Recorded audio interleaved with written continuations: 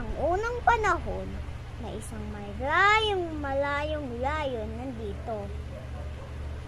Anak, diyan ka lang ha? At huwag kang aalis.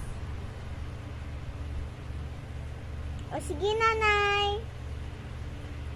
O sige nanay. O sige. O sige nanay. Umalis ang nanay. Alis muna ako.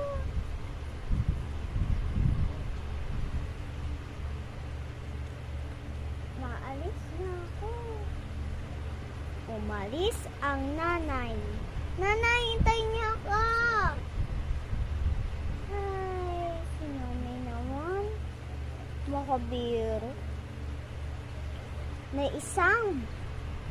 May isang punong lumapit na tawagin na lang natin ang tinatagong pangalan na si Stacy. Maganda ang buhok, makulot, ang ganda ng damit. May isang lumapit na puno nandoon. Sinabi ng puno, "Ate, pengi pong tubig." Ate, pengi pong tubig. Hindi na po kasi nabubuhay yung mga carrot ko dito at yung mga broccoli. Pwede ba ate makakausap? Ang sinabi niya, o sige. Kukuha siya dito at para maglagyan.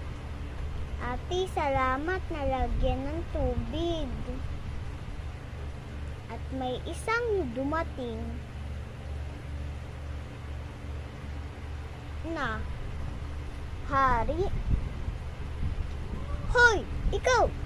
Kung di ka lumayas dyan sa prinsesa ko, magagalit ako. Yari ka sa akin, puno ka. Kanina ka pa ha. Ang sinabi ng hari, umalis ka dyan.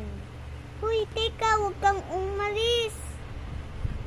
Ikaw abangan nyo guys sa part 11.